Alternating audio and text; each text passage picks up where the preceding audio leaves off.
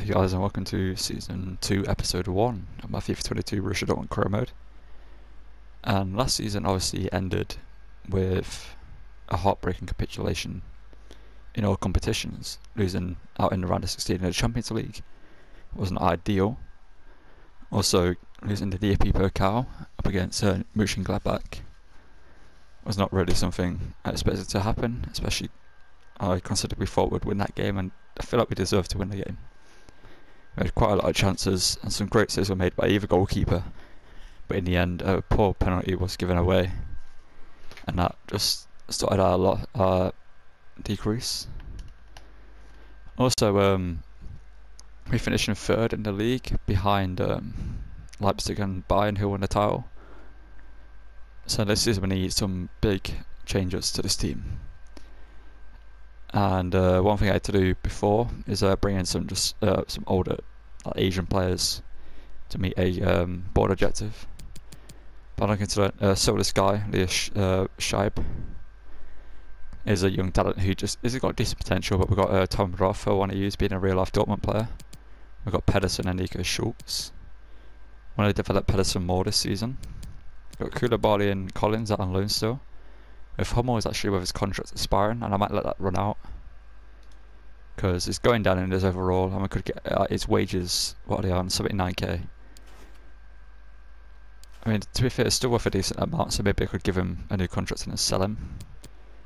And this season we're going to run with Nico Sula and Nico Schlotterbeck. Nicholas Sula, actually, pardon me, as a defensive duo with Zekadu. And Mats Hummels being in the second team, unless I bring in another centre back, which I actually have plans on doing so.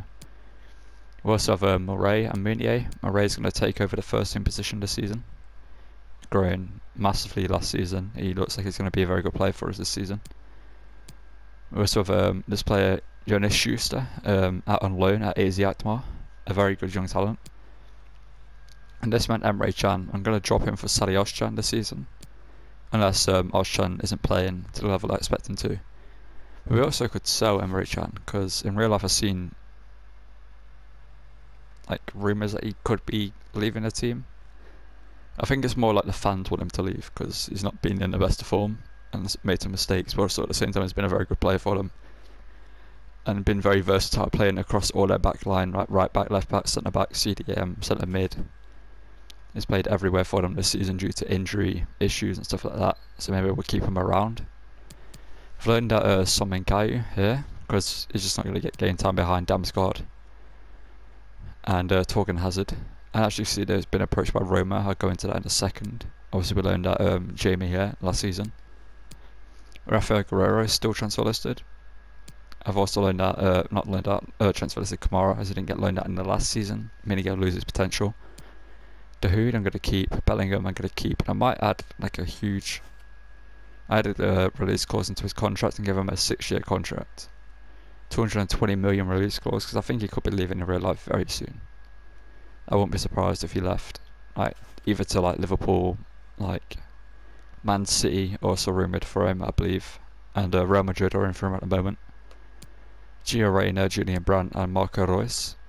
Alright, Julian Brandt actually could be leaving this season in real life, so maybe I'll look to sell him. I'm going to sell Anzor Knauf because he's left in real life, meaning I'm going to have to bring in a backup right mid, or maybe a first team right mid actually, over Marius Wolf.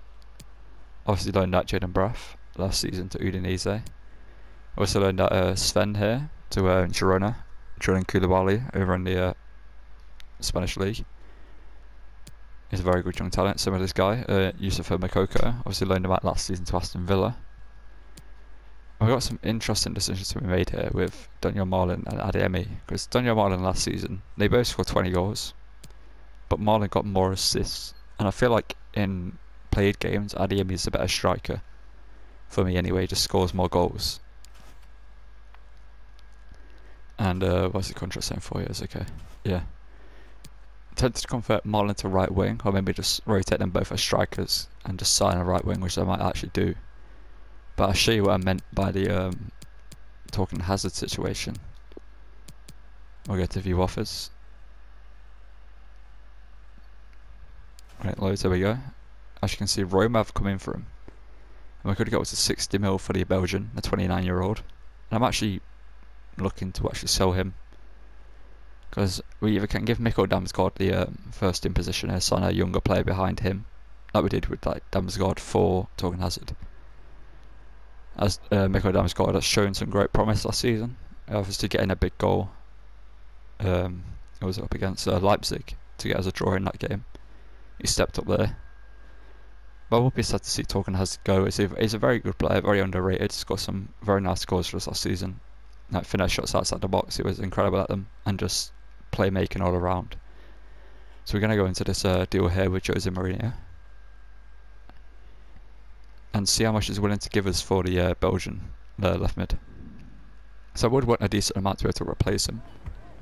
I always forget to turn on this music. As you can see, our transfer budget this season is massive. We asked for 65 mil from Roma, see what they say, and they are going to pay that. We come here to some offers here. We got an offer for Daniel Marlin from Inter, which we're not going to accept. Not interested in selling Daniel Marlin. We also have an offer from Marius Wolf, which who they're offering me a Cambi. I'm not looking to sell Marius Wolf either. He's actually a very good underrated player, so we're going to reject both of those. And there's just been confirmation here of Torgan Hazard actually moving to Roma. We've been given 58 mil.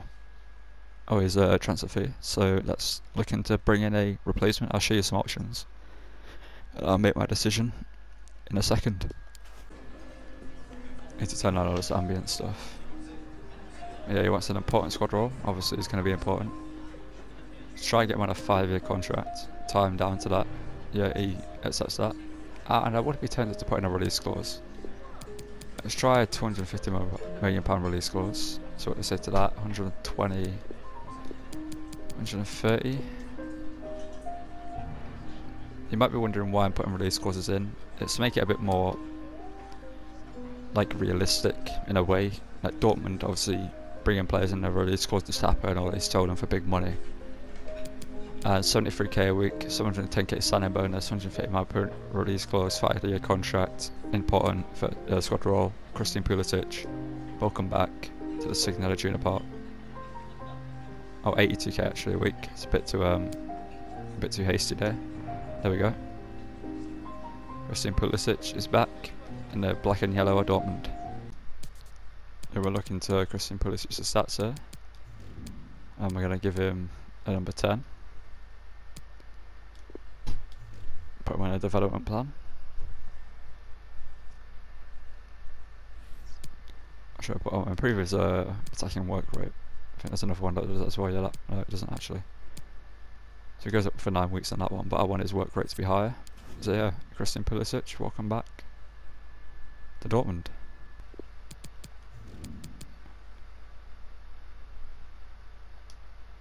One thing I've also done here is I brought in Florian Muller, and I've gave Stuttgart Roman Birkin a swap deal. The reason why I've done this is to put him on a development plan here is because I want a better backup goalkeeper. As you probably noticed last season, I didn't use Berkey at all. I just played Gregor Kobel in every game. I do want to make it realistic by having a backup goalkeeper, and Florian Muller, 24, 78 rated, has room to grow, so he can become the understudy to the other 24-year-old in Gregor Kobel. And let's say for whatever reason Kobel leaves the team, Florian Muller could develop to be a very good first-team goalkeeper for us.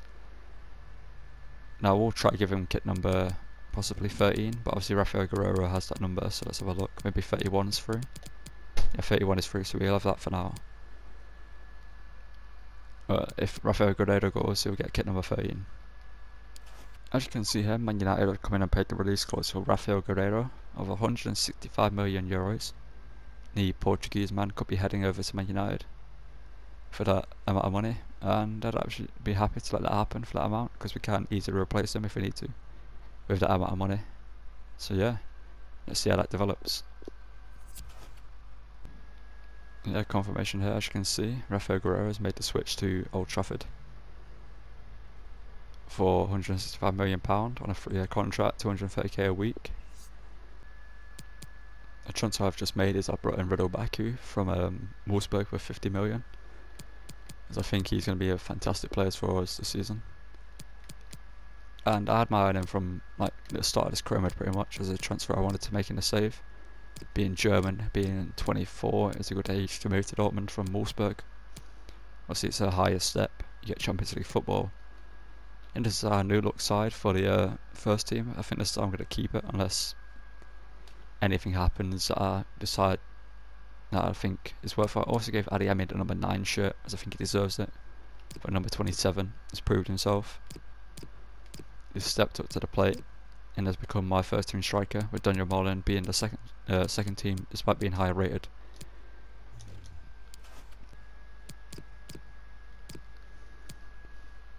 Okay, so this is the lineup I'm going to go with for our first game of the season up against Nurnberg. I'm going to start Gio Reyna in the cam role instead of Junior Brandt or Marco Reus. As you can see on the bench, no Marco Reus coming with us to this game. So I want to slowly phase him out and give Reyna and Brandt more game time.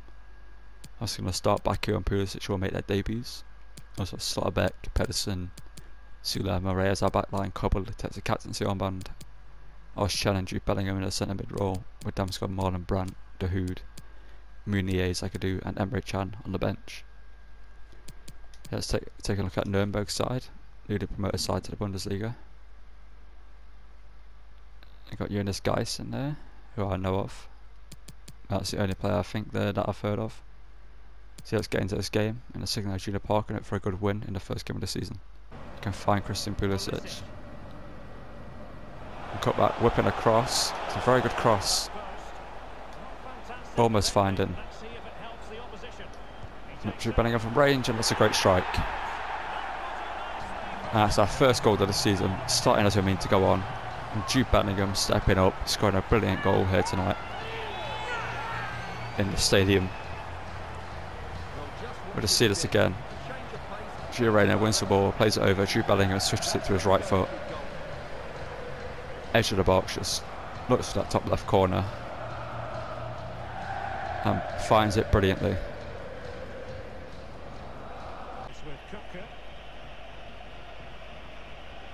And Nurnberg now, a side that obviously probably expected to go back down to the second Bundesliga. Niklas Sula now, great challenge, gets the ball, finds Seliosha now.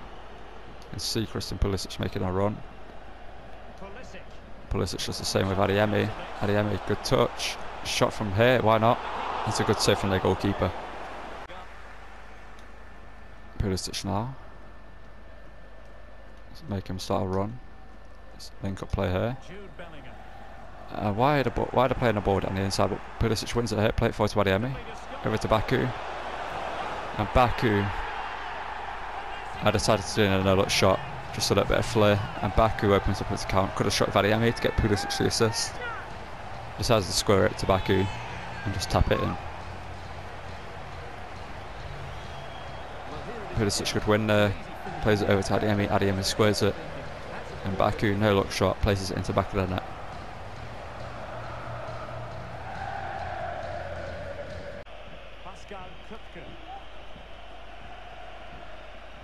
I think Niklas Sula would have stepped in there. That's a good ball by them. Covered a pass across. They played one to the edge of the box and now to the other side, and that's good work from them. It's a well worked goal from Nurnberg. And I wonder why. It's 45th minute, so obviously the AI has the score.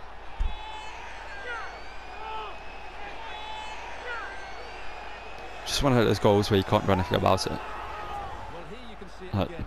He covered a pass across the box, there's always someone at the edge of the box, and then they always score from this angle. I thought he was going to go near post, that's why I stood with Sula, but he decided to go far post. Slotterbeck there. Big season for him, first team football, alongside Niklas Sula. Play the ball forward here to Baku. Can he return the favour to Adeyemi? Yes he can, and Adeyemi scores. And Adeyemi proves why it's the number 9. Gets in the box. It's an easy tap in. Decided to return the favour with Baku. Obviously Adeyemi squared it to him earlier on, so Baku returns the favour, squaring it to him this time. Adeyemi scores just before going off, so it makes his impact on this game with a goal and an assist. I striker well over, just pressing. Can he win the ball here? If he does, it'll be a big opportunity for us. He decided to play it back to the keeper. Let's press him, force him to clear it. Can Özcan win this? Yes, he can. Again, a very good opportunity here with Miko Damsgaard. Can he hit this across goal and score? Of course he can. And here's a player I'm looking to step up this season, Miko Damsgaard. And here you can see why. It's a brilliant strike across goal. Nothing the keeper could do about it. They played themselves into trouble by trying to play it out the back instead of just clearing it, and we make them pay. But Murray caught out there, and they get themselves a second. The issue with Murray isn't physical enough. So one thing I'm going to try and train this season is physicality, make him stronger. I'm not sure why Nurnberg are celebrating the goal as if they've just levelled it, but yeah, it's poor from Murray. Just gets bodied away. Nothing he can do, he's behind him. It's a good finish. Saw that pass in the top, so I decided to cover it. Why is Schlotterbeck over there? What's going on later on in this game?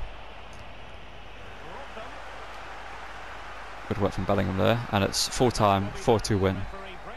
Good start to the season. Pulisic played well, Baku played well, Adeyemi played well, Özcan played well. Everyone in this team had a good performance. So now we have the second game of the episode up against a team who beat us in a DFB Pokal final. So we're looking to get revenge up against Mönchengladbach, who don't have a bowler up front. They sold him. They brought in Fofana, brought in Sven Botman. It's a very good signing for them. Obviously they brought in Callum Wilson. I think I'm going to keep the same lineup, but put Royce in the team instead. If these guys on the bench again. Not someone's going down again, so I need to bring in another centre back. Might take Marius Wolf with me. You know, I keep Damsgaard on the bench. That's the team we're going to go with up against their team. And let's see if we can beat them in the Borussia Park and get revenge for the DFB Pokal final. Steps in but doesn't win the ball. Sula this time. Sula, great save from Schlotterbeck. Schlotterbeck, my brain. Great save from Gregor Cole, but it's a poor ball out from Schlotterbeck. Murray now gets there back just in time, but for some reason I'm not clearing it here. Making the same mistake I made last season a few times. Pedersen gets the ball, plays it to them. Schlotterbeck takes it out for a corner.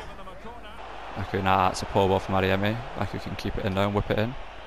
But it can't, it's blocked, and the second time, left foot, blocked again. Not going to try it a third time, actually I am. Whip it in from here, looking for Marco Royce, and a header. It's an easy save for Jan Sommer. Sadi Özcan picks up the ball here, Pulisic. Pulisic is in here. Pulisic, poor touch, but he was under pressure. Shoot Bellingham now, stepping in defensively. Schlotterbeck, great work. Can Cobble clear that? Okay, that was rusty. Now Adeyemi. Nah, but Royce gets the ball here, shoot. It's a good save from Jan Sommer from the snapshot from Marco Royce. Straight at him though, so you're expecting to save it. So Özcan, can you get that? Yes, he can. It's great work from him.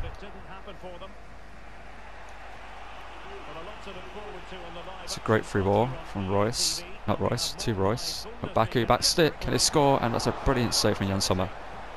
How we're not winding up in this one, I don't know.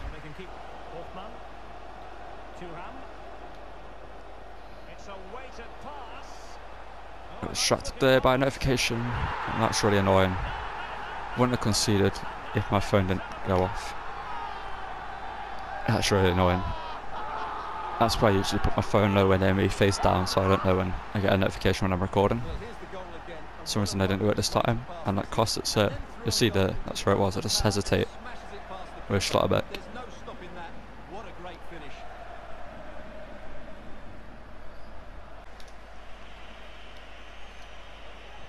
Pulisic, good work from him. Pedersen, it's a poor cross.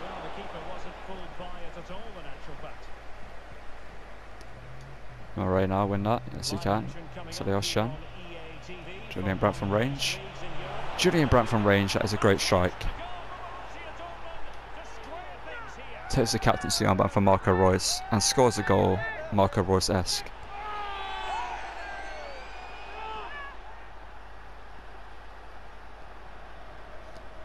Nothing Jan Sommer could do about this one. You'll see here. Just gets the ball. Her midfield looks, sizes it up, realizes the opportunity is on, and just smashes it on his right foot into the top right hand corner. Nothing Jan Sommer can do about that one. By Jan Sommer. Starbeck, however, can he win that? Yes, he can. Starbeck high up here. Adeyemi, I shouldn't have played that. I shouldn't have played that pass. I thought he would have made a better run when I told him to run there, and he did. He didn't. And Pedersen now.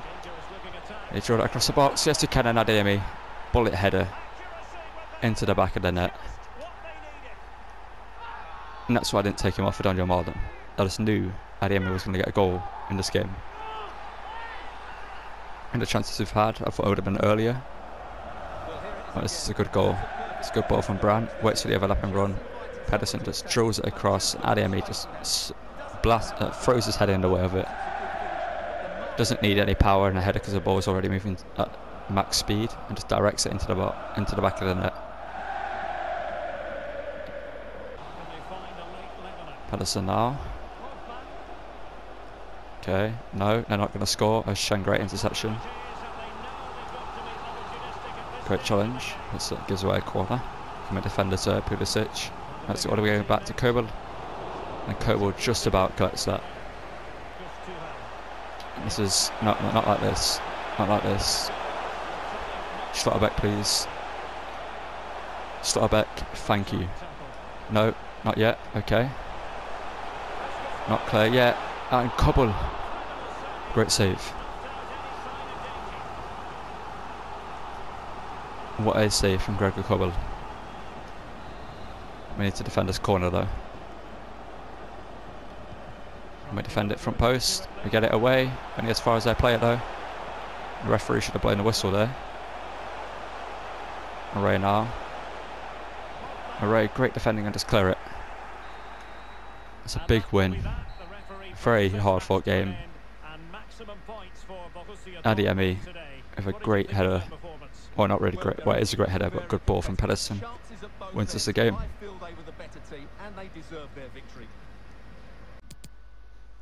Yeah, that game up against Gladbach will bring us to the end of the episode here. As you can see on the right hand side, we'll start the episode off with a game against Hamburg, newly promoted Bundesliga side, obviously, back to the top flight. As you can see, we're sitting third place, joint top with Frankfurt, who have got 4 goals and 0 conceded so far, so they're playing very good defensively, which they obviously won't keep up throughout the whole season, but so far so good for them. And pretty good for us so far, only conceding 3. Our defence last season, I think, was worse at this point. I'm not too sure. So far, we're playing very good football, and I'm happy with what we're achieving. The signings I've made have been incredible. Baku, Pulisic, and everyone else abroad have been incredible. Obviously, yet to give Foley and Muller a chance, but he will get his opportunity soon. Adeyemi has played brilliantly as well. Royce, Gio Reyna, Julian Brandt, Salioshan, Bellingham, everyone's played brilliant football this episode. So don't forget to leave a like, drop a comment, subscription, turn on notifications. Let me know of any transfers you would like to see in this episode, in the next episode. Anyone you think I should bring in, or maybe sell if you have any ideas. I'll listen to them and then let you know what I think of them in that episode. So yeah, I'll see you guys in the next one. Thank you for watching, and goodbye.